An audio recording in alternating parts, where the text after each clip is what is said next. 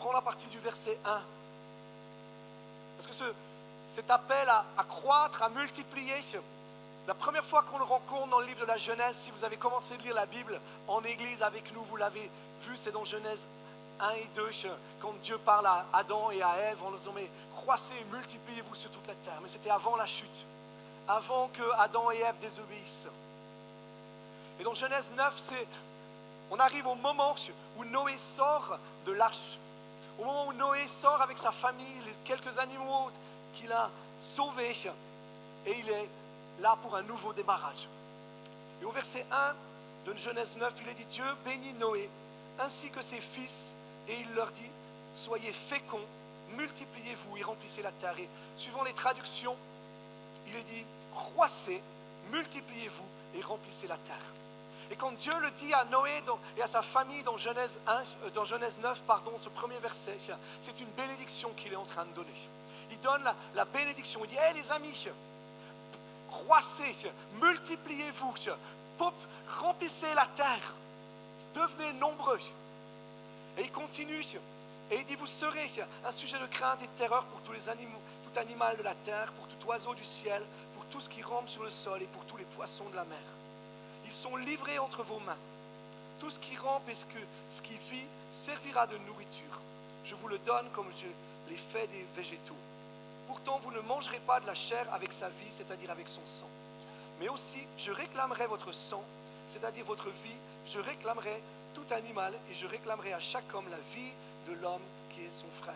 Celui qui verse le sang de l'homme, par l'homme son sang sera versé. Car Dieu a fait l'homme à son image, et vous, soyez féconds, croissez, multipliez-vous, peuplez la terre et multipliez-vous sur elle.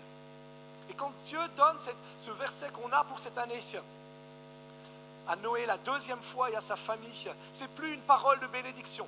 Ça suit ce verset où il dit, celui qui verse le sang de l'homme, son sang sera versé par l'homme. Et quand Dieu le dit là maintenant, ce qu'il est en train de dire, c'est un ordre. Il dit, hey, je vous ordonne de croître, je vous ordonne de vous multiplier, je vous ordonne de peupler la terre, je vous ordonne de vous multiplier sur elle. Et c'est le projet de Dieu pour nos vies, pour chacun d'entre nous. Ce n'est pas une bénédiction en disant, Dieu nous bénit en disant, allez les amis, multipliez-vous. Mais Dieu nous donne un ordre. Il nous ordonne de dire, hey, vous êtes appelés à vous multiplier. Vous êtes appelés à croître, vous êtes appelés à vous développer à tous égards. Vous êtes appelés à entrer dans des choses nouvelles. Vous êtes appelés à grandir, à vivre quelque chose de plus grand, quelque chose de plus fort. Quand on parle de croissance, sur quoi on veut se centrer cette année, c'est sur le fait que chacun et chacune d'entre nous puisse croître dans la connaissance de Christ, puisse croître dans la maturité en Christ, puisse devenir davantage un disciple de Jésus. Et qu'à la fin de cette année, on puisse regarder derrière nous et on puisse se dire, en 2018, je connais mieux Jésus. En 2018, je suis devenu un meilleur homme, une meilleure femme selon le cœur de Dieu. En 2018, j'ai appris à rencontrer Jésus par le Saint-Esprit d'une manière nouvelle. J'ai appris à célébrer le Père, à rendre la gloire au Père d'une manière nouvelle. Je ne suis plus le même, je ne suis plus la même que ce que je l'étais au début de l'année. Ça, c'est la croissance qu'on veut vivre. C'est la croissance à laquelle on veut s'appliquer. Tout au long de cette année, on va faire le nécessaire pour favoriser une atmosphère de croissance. On va faire le nécessaire pour favoriser une atmosphère où chacun d'entre nous, on peut se défier les uns et les autres pour aller plus loin dans ce que Christ veut qu'on soit. On va défier le statu quo. Je ne sais pas si vous avez remarqué, mais si on n'est pas vigilant, on reste dans le statu quo. Si on n'est pas vigilant, on reste là où on en est. On reste dans notre bien-être, on reste dans nos habitudes, dans notre petite vie chrétienne, dans notre petite routine chrétienne. Et il n'y a pas de réelle croissance. Croître est quelque chose d'intentionnel. La croissance est quelque chose de volontaire.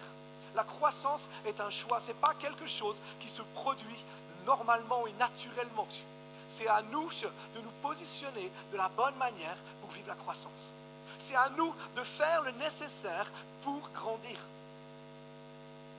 C'est notre choix. Est-ce qu'on est prêt à grandir cette année? Est-ce qu'on est prêt à agir de manière intentionnelle cette année pour devenir quelqu'un de différent, quelqu'un de meilleur selon le cœur de Dieu?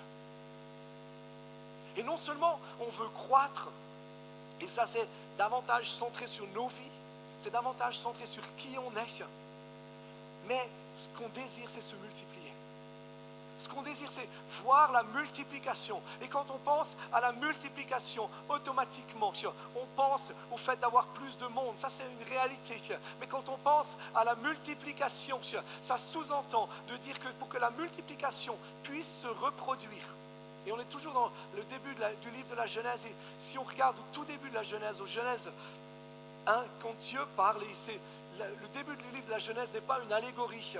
D'accord ? C'est la vérité, c'est ce que Dieu dit, c'est ses projets, c'est comme ça que les choses se sont passées, c'est comme ça que Dieu a prévu les choses. Au verset 11 de la Genèse 1, il dit que la terre se couvre de verdure, d'herbes porteuses, de semences, d'arbres fruitiers, donnant sur la terre des fruits selon leur espèce, et ayant en eux leurs semences, et il en fut ainsi. La terre produisit de la verdure, de l'herbe porteuse de semences, selon son espèce, et des arbres donnant du fruit, et ayant en eux leurs semences selon leur espèce. Dieu vit que cela a été bon. Quand Dieu a tout créé, il a mis la semence dans sa création. Il l'a mis dans les herbes, il l'a mis dans les arbres, il l'a mis dans les êtres humains, il l'a mis dans les animaux. Il a mis la semence de la croissance, il a mis la semence de la multiplication. Et cette semence, c'est un cadeau que Dieu fait. La multiplication est quelque chose de normal dans le royaume de Dieu. Mais de nouveau, se multiplier n'est pas quelque chose qui se produit par hasard. Se multiplier est quelque chose qui se produit de manière intentionnelle. Tout ce qui est planté dans le royaume de Dieu se multiplie. C'est obligatoire. Quand on plante quelque chose dans le royaume de Dieu, c'est obligatoire que ça se multiplie. Ça n'a pas le choix, parce que c'est le principe du royaume de Dieu. Le principe du royaume de Dieu, c'est que quand la semence, elle est plantée, elle se multiplie. Ce qui est important de réaliser, c'est que la semence a besoin d'être plantée pour se multiplier. Je me souviens quand j'ai fait le séminaire finance avec Kurt Ellis, un des nombreux séminaires finance que j'ai fait avec eux, Kurt nous racontait l'histoire que, pas l'histoire là, c'est un fait qu'ils ont retrouvé dans les pyramides d'Égypte, des grains de blé qui dataient de je ne sais plus combien de milliers d'années avant Jésus-Christ. Et que ces grains de blé, quand ils les ont plantés dans la terre, ils ont commencé à germer et ils ont commencé à porter du fruit. Imaginez, des grains de blé qui sont restés plusieurs milliers d'années dans un réceptacle, dans un récipient. C'était de la semence. Mais cette semence était absolument inutile dans ce réceptacle. Elle avait besoin d'être plantée. Elle avait besoin d'être mise dans la terre pour pouvoir porter du fruit. Et si on veut se multiplier, on a besoin de choisir de semer nos vies dans le royaume de Dieu. On a besoin de choisir d'investir nos vies dans le royaume de Dieu pour que ça puisse se multiplier. Parfois, on attend que les choses se passent, mais on oublie qu'on a besoin d'investir nos vies. Même chose pour nous, on le voit par exemple pour nos finances. Si on veut que la provision vienne dans nos finances, on a besoin de semer. Si on veut que, si on a lu ce matin dans Matthieu 6, 7, si vous voulez que quelqu'un fasse quelque chose pour vous, faites-le. Si on veut que les gens fassent des choses pour nous, c'est à nous de les faire en premier. C'est à nous de semer, c'est à nous d'investir. Donc pendant cette année, on va se défier les uns et les autres. On va laisser Dieu nous défier pour se dire, qu'est-ce qu'on doit semer ? Qu'est-ce qu'on doit semer dans le royaume de Dieu ? Qu'est-ce qu'on est appelé à planter dans le royaume de Dieu pour que ça se multiplie, pour que ça se développe, pour que ça croisse ? Quelles sont les semences que Dieu a mis à l'intérieur de nos vies ? Et les semences que Dieu a mis dans la vie de l'un sont différentes des semences que Dieu a mis dans la vie de l'autre. Et c'est ça qui est extraordinaire. C'est que la semence, Dieu nous donne de la semence aux uns et aux autres. Et il nous rend responsables de cette semence. Il nous rend responsables de savoir investir cette semence dans son royaume. D'arrêter de vouloir la garder précautionneusement pour nous-mêmes, mais de dire je veux choisir d'investir ma semence. Et pendant cette année, c'est ce qu'on veut faire. On veut choisir d'investir la semence dans le royaume de Dieu. On veut choisir de laisser Dieu nous parler, Dieu nous révéler ses projets, Dieu nous révéler sa volonté pour qu'on puisse semer ce qu'il nous a donné, ce qu'il a mis en nous.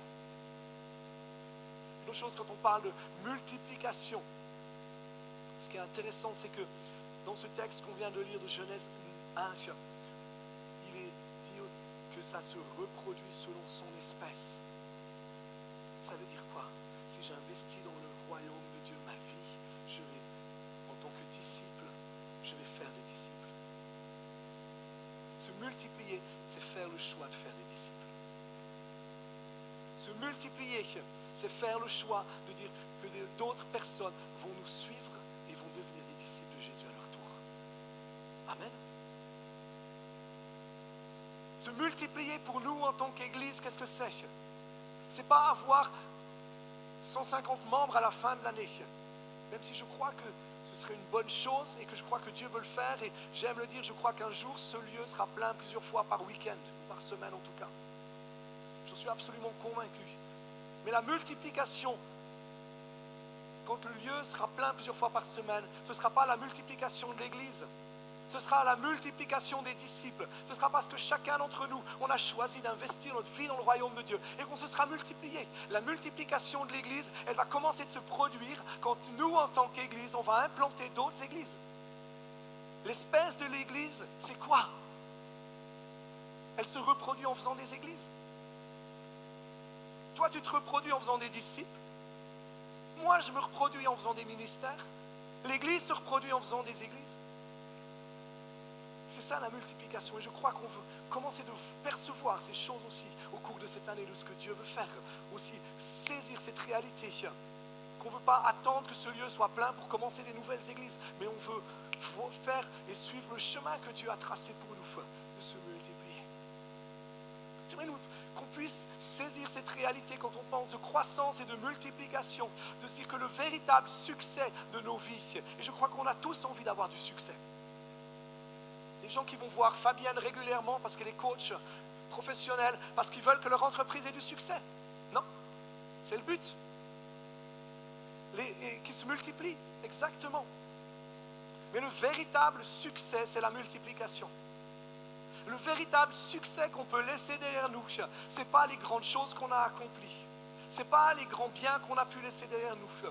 Ce n'est pas la belle famille qu'on a pu avoir. Le véritable succès qu'on a, c'est d'avoir des vies qui ont été changées, transformées par l'amour de Dieu et qui sont devenues disciples de Jésus. Notre véritable succès personnel, il est dans notre multiplication. Il est là, le succès. Il est là, la réussite. Et c'est pour ça que cette année, on veut se centrer sur cette dimension de dire, hey, on veut avoir du succès. On veut se multiplier. On veut se reproduire selon notre espèce. Et vous savez, la bonne nouvelle, ça sous-entend que si on se reproduit, ça donne du travail. Vous savez qu'à leur demander combien d'enfants vous avez déjà? 7 enfants. Ça, c'est la multiplication. Honnêtement, moi j'en ai 2, je ne me suis pas multiplié. J'ai juste fait le même nombre. Mais 7, ça c'est de la multiplication, mais c'est du travail. C'est un investissement.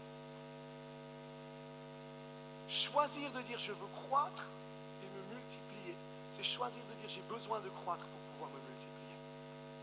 Si je veux me multiplier, honnêtement, j'ai besoin de reconnaître que j'ai besoin de grandir. Que là où j'en suis aujourd'hui, je ne peux pas me multiplier comme il faut. J'ai besoin de grandir en Jésus. J'ai besoin de grandir dans la connaissance de Christ. C'est pour ça que croître et multiplier vont ensemble. Ils vont de pair, l'un avec l'autre. C'est notre croissance personnelle qui va engendrer la multiplication. C'est notre croissance personnelle qui va permettre cette multiplication, qui va se développer. C'est pour ça qu'on commence l'année en disant, tout le mois de janvier, on va parler, c'est son appel. Et on va suivre pendant le mois de janvier la vie d'Abraham. Et on commence en disant, c'est son appel à ouvrir un chemin. Si on veut croître et se multiplier, on a besoin de choisir de défier le statu quo de nos vies. On a besoin de défier là où on en est et de se dire, mais est-ce que je suis prêt à prendre un chemin? Depuis plusieurs années, depuis 5 ans que je suis pasteur ici, une des paroles qui revient régulièrement au niveau prophétique, c'est cette parole d'Ésaïe 43 où Dieu dit, j'ouvre un chemin nouveau dans le désert. Et il semble que Dieu aime ouvrir des chemins. Dieu aime ouvrir des chemins pour nous conduire. Il aime ouvrir des chemins pour nous diriger. Il aime ouvrir des chemins sur lesquels on peut le suivre, sur lesquels on peut marcher. Et le premier chemin qu'il ouvre, c'est lequel? C'est le chemin quand on commence à le rencontrer. Le jour où on rencontre Jésus, le jour où on réalise que notre vie est en train de courir dans la mauvaise direction, le jour où on est en train de réaliser que notre vie est prise par le péché, par les choses mauvaises, ces choses négatives, qu'on est éloigné de Dieu. À ce moment-là, qu'est-ce qui se passe? On a une révélation. Le Saint-Esprit nous révèle la croix. Le Saint-Esprit nous révèle la puissance de Jésus. Le Saint-Esprit révèle notre nature de péché. Et on entre dans un chemin nouveau. On entre dans le chemin de la conversion. On rencontre Jésus. On reconnaît nos fautes, on reconnaît nos manquements, on reconnaît tout ce qui est négatif dans nos vies. On reconnaît la mauvaise direction dans laquelle on est allé. On se repent, littéralement, c'est ça que ça veut dire. On change de direction. On entre dans ce chemin-là. Et si ce matin tu es encore dans le mauvais chemin, si ce matin tu es encore en train de courir vers l'enfer, courir dans tes propres désirs, dans tes propres passions, que tu ne connais pas Jésus, que tu n'as pas tes yeux fixés sur Jésus, la meilleure chose que tu puisses faire, c'est à la fin de la célébration, tu viens voir Morgane ou Marina ou Rachel ou Jonathan ou Amandine et tu dis, hey, moi j'aimerais changer de chemin. J'aimerais entrer dans le chemin de Jésus. Et on priera avec toi, on te conduira dans cette dimension de rencontrer Jésus, d'être pardonné pour tes fautes, d'être pardonné pour tes manquements, de saisir une espérance, de saisir un but pour ta vie. Et ce que j'ai réalisé, c'est que souvent, on a pris ce chemin. On a rencontré Jésus, il a changé nos cœurs, il a changé nos vies. Mais on s'arrête, on ralentit. On reste dans notre confort, on reste dans notre bien-être, on reste là où on en est.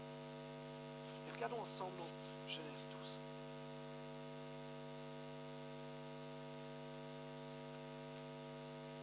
En fait, on va prendre la fin de Genèse 11, à partir du verset 31. On va lier Genèse 11, 31 et suivant à nos vies d'aujourd'hui, un petit peu. On va regarder qu'est-ce que ça veut dire d'ouvrir un chemin. On dit c'est un appel à ouvrir un chemin, c'est Genèse 11, 31. Ça veut dire que on ouvre un chemin pour les autres. Pas pour nous-mêmes, pas pour nos propres vies, parce qu'on a la vision de la multiplication, on a la vision de la croissance. Quand on a la vision de la multiplication, c'est beaucoup plus facile, tout devient facile dans la vie, parce qu'on a la perspective des autres, on a la perspective de la croissance de l'autre, on a la perspective de l'avancement du royaume de Dieu. Genèse 11, 31, il dit Terah prit son fils Abram, son petit-fils Lot, fils d'Aaron, et sa belle-fille Sarai, femme de son fils Abram. Ils sortirent ensemble d'Our des Chaldéens pour se rendre au pays de Canaan. Ils arrivent à Haran et ils y habitèrent. La durée de la vie de Terah fut de 205 ans et Terah mourut à Haran. Qu'est-ce qui se passe ici? Haran a un appel de Dieu. Dieu parle à cet homme. Dieu appelle cet homme à quitter son pays, à quitter là où il est et aller dans le pays qu'il va lui montrer. C'est pour ça qu'il a quitté Our des Chaldéens. Mais Aaron fait un choix. Il fait le choix de s'arrêter dans une autre ville. Il s'arrête à Haran justement. Et il y reste. Il se pose là, c'était Terah qui l'a appelé par Dieu. C'est le père d'Abraham qui a été appelé par Dieu et qui choisit de s'arrêter en chemin. Il ne défie pas le statu quo. Il voit un endroit agréable, il voit un endroit bien, il voit un endroit qui lui convient et il choisit de s'arrêter, il choisit de rester là. C'est souvent ce qui se passe si on n'est pas vigilant dans nos vies chrétiennes. Dieu nous appelle à le suivre. Parce que Dieu aime appeler. Dieu aime nous appeler à le suivre. Il nous a appelé le jour où on l'a rencontré à le suivre, à marcher dans son chemin. Il a appelé ses disciples, il a dit, toi, suis-moi et je ferai de toi un pêcheur d'âmes. Et qu'est-ce qui s'est passé? Après la résurrection de Jésus, les disciples sont retournés à leurs vieilles activités. Donc si on est de celles et de ceux qui avons tendance à s'arrêter en chemin, comme Terah, comme les disciples qui retournent à leurs vieilles habitudes, besoin de réaliser que c'est naturel. Ça fait partie de notre nature humaine. Ça fait partie de qui on est. Mais on a besoin de défier le statu quo. Ouvrir un chemin, c'est choisir de défier le statu quo. C'est choisir de défier ce statu quo dans lequel on s'installe, dans ces habitudes, dans ces bonnes choses qu'on commence à connaître. Où on commence à être bien, là où on a nos petites habitudes, et là où on a nos choses qui notre zone, on commence à créer notre zone de confort.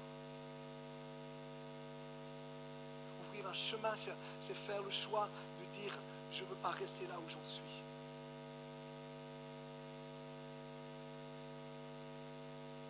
Donc Dieu a appelé Terah avant d'appeler Abraham. Mais Terah s'est arrêté en chemin. Je crois que cette année, Dieu ne veut pas faire de nous des Terah qui s'arrêtent en chemin. Dieu veut faire de nous des Abraham. Des hommes et des femmes qui continuent sur le chemin, qui marchent dans ses projets, qui marchent dans sa volonté. Pourquoi est-ce que certains qui connaissent un peu leur Bible disent, mais Dieu en fait a appelé Abraham, et on va lire ce verset-là. Mais si vous lisez tout ce qui concerne Abraham, après par la suite, quand on parle de son appel, il est dit que Abraham a quitté Our des Chaldéens pour aller dans le pays que Dieu lui montrerait. Et Abraham n'a pas quitté Our des Chaldéens par lui-même. Il a quitté Our des Chaldéens parce que son père avait été appelé de Dieu et a fait ce premier pas. Et à ce moment-là, Dieu vient au chapitre 12 et il dit, l'Éternel dit à Abraham, va-t'en de ton pays, de ta patrie, de la maison de ton père vers le pays que je te montrerai. Je ferai de toi une grande nation. Je te bénirai, je rendrai ton nom grand. Deviens donc une source de bénédiction. Je bénirai ceux qui te béniront. Je maudirai celui qui te maudira. Toutes les familles de la terre seront bénies en toi. Abraham partit comme l'Éternel le lui avait dit. Et Lot partit avec lui. Abraham était âgé de 75 ans, 75 ans lorsqu'il sortit de Haran. Abraham prit sa femme Sarai et son neveu Lot avec tous les biens qu'ils possédaient et le personnel qu'ils avaient acquis à Haran. Ils sortirent pour se rendre dans le pays de Canaan. Ils arrivèrent donc au pays de Canaan. Abraham traversa le pays jusqu'à l'endroit nommé Sichem, jusqu'aux chênes de Morée. Les Cananéens habitaient alors dans le pays. L'Éternel apparut à Abraham et dit, je te donnerai ce pays à ta descendance. Abraham bâtit là un autel à l'Éternel qui lui était apparu. Puis il leva son camp de là pour se rendre dans les montagnes, à l'est de Bethel. Il dressa sa tente entre Bethel à l'ouest et Haï à l'est. Il bâtit là un autel à l'Éternel, invoqua le nom de l'Éternel. Abraham repartit en se rendant par étapes vers le Negev. Qu'est-ce qui se passe ici? Dieu parle à Abraham. Il lui dit, je t'appelle, sors de ton pays, sors de ta patrie, va et de la maison de ton père et va vers le pays que je te montrerai. Littéralement, il lui dit, ouvre un chemin nouveau. Sors de là où tu es, ouvre un chemin nouveau. Ouvre un chemin de croissance, ouvre un chemin de multiplication. Ouvre un chemin pour que d'autres puissent te suivre. Ouvrir un chemin, choisir d'ouvrir un chemin, c'est choisir d'ouvrir un chemin pour que d'autres puissent marcher derrière nous, qu'ils puissent aller à la suite de ce qu'on va faire. C'est un principe de base. Faire des disciples, se multiplier, c'est choisir d'ouvrir un chemin pour que les autres puissent marcher dans ces choses-là. Si vous lisez la Bible, regardez à Samuel 17 par exemple, il est dit que David et Goliath, vous connaissez certainement cette histoire, David a pris 5 pierres dans le ruisseau pour aller combattre Goliath. Pourquoi est-ce qu'il a pris 5 pierres? Parce que Goliath avait 4 frères. Et il a tué Goliath, mais il n'a pas tué les 4 frères, mais il a ouvert un chemin. Et si vous lisez la suite de l'histoire de David et de ses vaillants héros, vous allez voir que certains de ces vaillants héros, c'est eux qui ont tué les 4 géants, les frères de Goliath. David a fait quelque chose pour la première fois, il a ouvert un chemin et d'autres ont commencé à le suivre. Quand on choisit de dire je veux ouvrir un chemin, je veux croître et me multiplier, on prend la responsabilité de dire j'entre dans des choses nouvelles en m'attendant à ce que des gens me suivent, en m'attendant à ce que des gens commencent à faire ces choses-là. Je prends la responsabilité des gens qui m'entourent. En fait, c'est ça. Ouvrir un chemin, c'est se dire je prends la responsabilité que les gens qui m'entourent puissent faire les mêmes choses que ce que je fais avec Jésus. Est-ce qu'on est prêt à cette dimension-là? Est-ce qu'on est prêt à commencer à faire des choses nouvelles? Abraham a ouvert le chemin. Lot l'a suivi. C'était un passager clandestin, Lot. On le voit par la suite. Il ne devait pas être là. mais il l'a suivi. Et en suivant Abraham, il a saisi la bénédiction d'Abraham. La Bible nous dit qu'il s'est enrichi aussi. À tel point que dans le chapitre suivant, on voit qu'ils avaient trop de biens l'un et l'autre et qu'ils ont dû se séparer. Quand on ouvre un chemin, on permet aux gens qui nous suivent de saisir la bénédiction de Dieu. On permet aux gens qui nous suivent d'accomplir ce que Dieu fait avec nous et d'aller plus loin que ce qu'on devrait aller. Ouvrir un chemin, c'est voir plus loin que nos propres vies. C'est pour ça que Dieu dit à Abraham, je ferai de toi une grande nation et je te bénirai. Je rendrai ton nom grand, deviens donc une source de bénédiction. Le chemin que tu vas ouvrir, c'est parce qu'il y a des nations qui doivent suivre. Il y a des peuples qui doivent suivre. Il y a des vies qui doivent être changées. Il y a des cœurs qui doivent être bouleversés. Quel est ce chemin que Dieu ouvre devant toi? Quel est le chemin que Dieu ouvre devant toi? Quels sont ses projets pour ta vie, pour cette année 2018? Quels sont ses plans pour ta vie? Ephésiens 2:10 nous dit que Dieu a préparé des œuvres pour chacun d'entre nous, pour chacune d'entre nous, qui sont absolument uniques pour qu'on puisse les pratiquer. Ça, c'est ce chemin. C'est le chemin que Dieu a pour nous. Mais on a besoin de choisir, de dire je veux entrer dans ce chemin. Je défie mon statu quo, je défie là où j'en suis. J'arrête de me complaire dans ma situation. Je veux croître, je veux me développer, je veux mettre mes pieds dans ce chemin. Je veux entrer dans cette dimension-là. Je veux aller plus loin. C'est intéressant de voir que Dieu dit à Abraham, toutes les nations de la terre seront bénies au travers de toi. Il est le Père de la foi. Et Jésus nous dit dans Matthieu 28, il nous dit, faites de toutes les nations des disciples. On peut faire de toutes les nations des disciples parce que Abraham a ouvert un chemin de foi dans lequel on marche, dans lequel on suit, dans lequel on peut se tenir. Une notion importante, c'est que verset 4, il est dit Abraham partit comme l'Éternel le lui avait dit. Abraham a choisi d'obéir. Croître, se multiplier, choisir d'ouvrir un chemin, c'est choisir d'obéir. C'est choisir de faire ce que Dieu nous demande de faire. Et honnêtement, c'est souvent là que notre défi se pose. Notre défi est souvent dans notre capacité à obéir à Dieu. Le chemin, c'est pas simplement marcher. Le chemin, c'est faire toutes les bonnes choses que Dieu veut qu'on fasse. Même les plus difficiles, même celles qui nous semblent le plus compliquées. C'est ouvrir ce chemin, c'est rester dans cette dépendance de Dieu. Regardons ensemble Ésaïe 42. Quand on parle de difficulté à ouvrir un chemin, à marcher dans le chemin de Dieu, ce qui nous est dit là.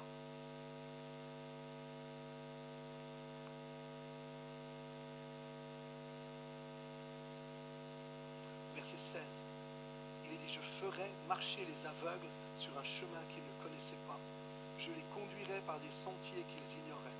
Je changerai devant eux les ténèbres en lumière et les endroits tortueux en terrain plat. C'est bien cela que je ferai. Je ne les abandonnerai pas. Je ferai marcher les aveugles sur un chemin qu'ils ne connaissaient pas. Je pourrais suggérer que le chemin que Dieu a pour toi, que le chemin que Dieu a pour moi, est un chemin qu'on ne connaît pas. C'est un chemin dans lequel on n'a pas encore marché. Mais pour ça, on a certainement besoin de reconnaître qu'on est aveugle. Que nos yeux humains ne peuvent voir ce chemin. Que nos yeux humains ne peuvent voir ces œuvres de la foi que Dieu a préparées d'avance pour nous.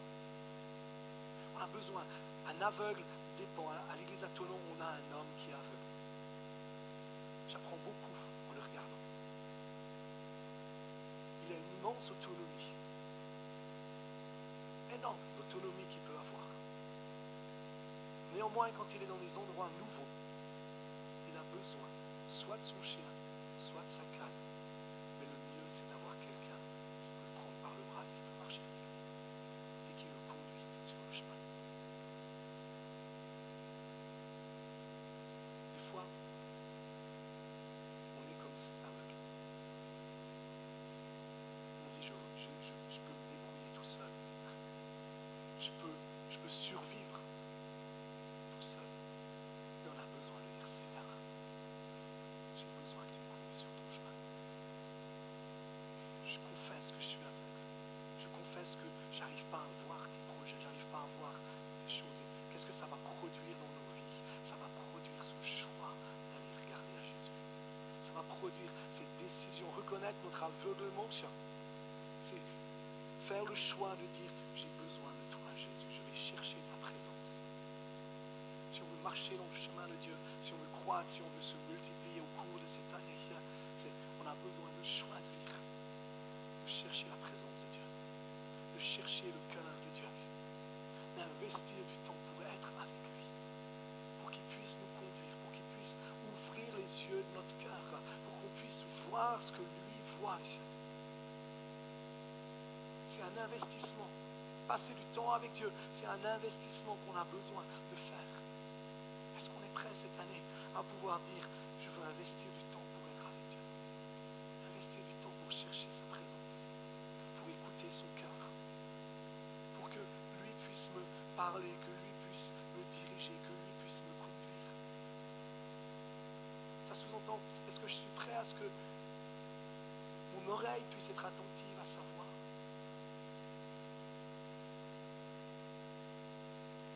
Si on va plus loin, Isaïe 55, au verset 6, de nouveau il parlait de chemin. La Bible parle beaucoup de chemin parce que Dieu désire nous conduire.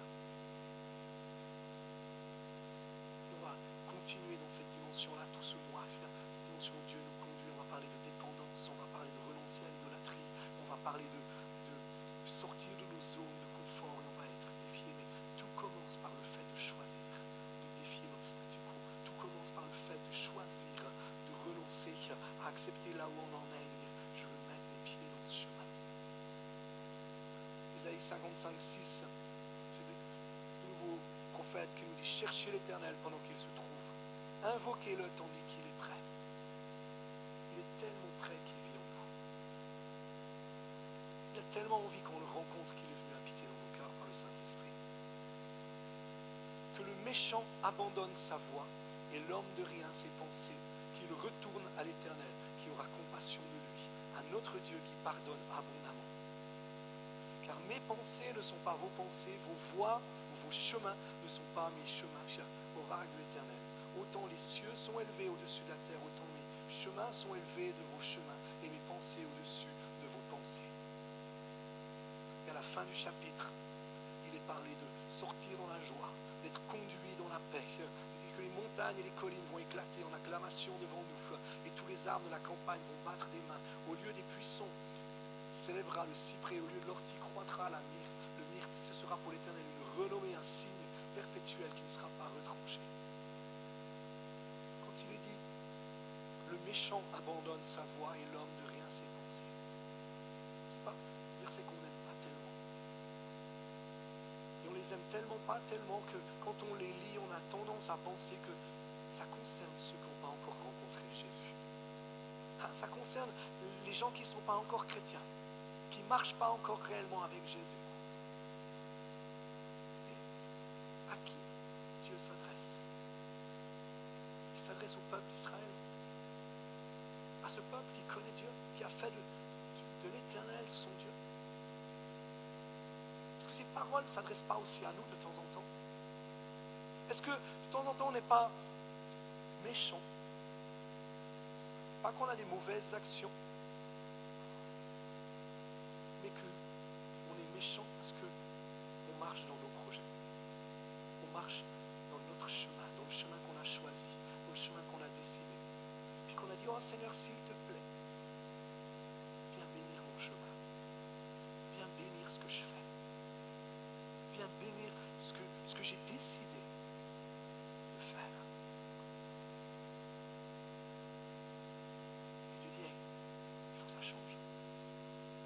Il parle de l'homme de rien. Il dit que ses pensées ne sont pas les pensées de Dieu. Il a besoin de retourner à Dieu.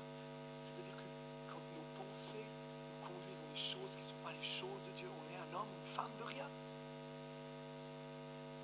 qu'on n'a pas parfois besoin de reconnaître qu'on est non seulement aveugle, mais que on est méchant, qu'on est quelqu'un de rien. Moi, je ne sais pas vous, mais je sais moi. J'ai des moments de ma vie, souvent, où je suis méchant,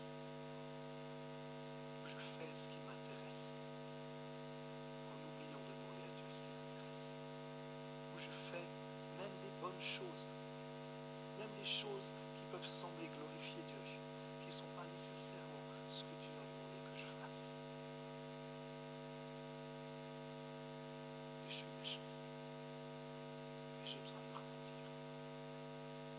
J'ai besoin de retourner à l'Éternel. J'ai besoin de choisir de me soumettre à lui et dire Seigneur, ce que je veux c'est ta volonté. Ce que je veux c'est ton cœur. Ce que je veux c'est ton chemin. Reconnaître régulièrement, on a besoin de reconnaître, de dire Seigneur, ton chemin n'est pas mon chemin. Je choisis d'entrer dans ton chemin. Je défie le statu quo dans lequel je suis. Les projets que j'ai formés pour ma vie.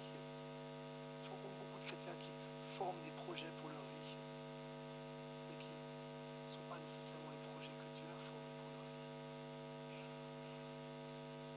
Parce qu'on est centré sur ce qui nous plaît, sur ce qu'on aime, sur ce qu'on a envie. Est-ce que Abraham avait envie de quitter Haran? Aucune idée. Et il a choisi de suivre ce que Dieu voulait qu'il fasse. Il a choisi de dire ce que toi tu veux, Seigneur, c'est ce que je veux. C'est tes projets, c'est ta volonté, c'est tes désirs, c'est ton cœur, c'est tes pensées. Et dans ce passage qu'on a eu de Genèse 12, ce qui est intéressant, c'est de voir que Abraham arrive à un endroit, Dieu lui parle. Quand on obéit à Dieu, Dieu nous parle et nous montre la suite. Dieu nous parle et il vient nous bénir. Il y a des pas de foi qui sont faits. Et qu'est-ce qui se produit? Abraham fait un autel et il glorifie Dieu. Et c'est cette attitude de reconnaissance qu'on peut avoir quand on entre dans les projets de Dieu, quand on marche dans ces projets de Dieu et que les choses se produisent, les choses se passent. Il y a des moments où on a besoin de s'arrêter et de dire Seigneur, merci pour ces bonnes choses. Merci pour ce que tu as fait. Merci pour ta bonté, merci pour ta fidélité. Si vous relisez ce passage de Genèse 12 qu'on vient de lire, vous remarquerez que dès qu'il a fait ça, il est dit qu'Abraham partit, ou qu'il repartit, qu'il ne reste pas là où il y a l'autel. Il ne reste pas là où Dieu a béni, mais il choisit d'aller plus loin. Il choisit de continuer d'entrer dans le chemin que Dieu a pour nous, pour lui. C'est la même chose pour nous. Entrer dans le chemin de Dieu est un choix de persévérance et un choix où on choisit d'aller plus loin. On choisit d'aller plus dans ce que Dieu veut pour nos vies. On ne s'arrête jamais. On ne cesse de croître, on ne cesse de se multiplier jusqu'à la fin de nos jours. Parce que Dieu a de bonnes choses. Est-ce que pour cette année 2018, on est prêt à reconnaître là où dans nos vies il y a du statu quo? Là où dans nos vies, on a choisi de s'arrêter. Ou là où dans nos vies, peut-être, on est en train de faire nos propres projets, de construire notre propre royaume, de faire ce qu'on veut pour nos vies, au lieu de faire ce qu'on veut pour la multiplication, ce qu'on veut pour le royaume de Dieu. Est-ce qu'on est prêt à ce que le Saint-Esprit nous parle et nous touche et nous montre là où on est méchant, là où on est aveugle, là où on est des hommes, des femmes de rien, pour faire le choix de dire Seigneur, cette année 2018, je veux ouvrir un chemin. Seigneur, cette année 2018, je choisis d'investir du temps avec toi, jour après jour, pour que tu puisses me parler, pour que tu puisses me conduire. Et je décide aujourd'hui d'obéir à tout ce que tu vas me demander, quel que soit ce que tu vas me demander. On décide à l'avance. Et la bonne nouvelle, vous savez ce que c'est? C'est que ça va aller de défi en défi, de victoire en victoire, de grâce en grâce, de gloire en gloire.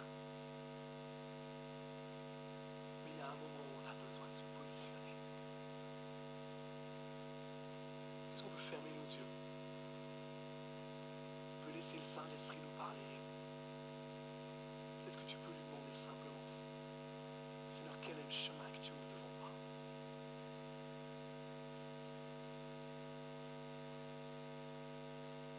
Peut-être que tu sais que tu t'es arrêté.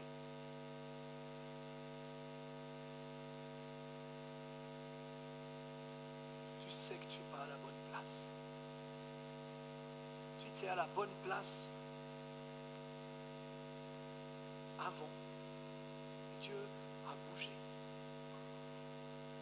Dieu a ouvert un chemin nouveau devant toi, mais tu es resté dans la vieille bénédiction, dans le vieil endroit où Dieu t'avait conduit.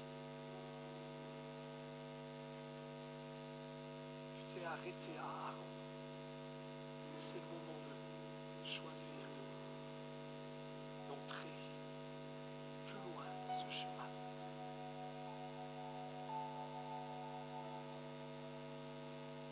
Peut-être que tout simplement tu es là ce matin et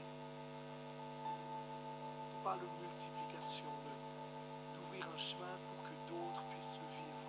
C'est quelque chose que tu ne peux même pas imaginer, quelque chose que tu ne peux même pas penser, quelque chose que tu ne peux même pas concevoir. Parce que en quelque sorte, c'est de l'égoïsme. Je vais te défier ce matin de choisir de renoncer à cet égoïsme. De vivre pour toi-même. De vivre pour ce qu'il semble bon. Et de dire, Seigneur, je veux m'engager dans cette responsabilité. C'est ce mot qui te pose problème. De devenir responsable, d'ouvrir un chemin pour d'autres. Pourtant, Dieu t'appelle. Il t'appelle à ce que tu ouvres ce chemin pour d'autres. Il t'appelle à ce que tu sois une personne qui permet à d'autres d'entrer dans leur chemin, dans les projets de Dieu pour eux.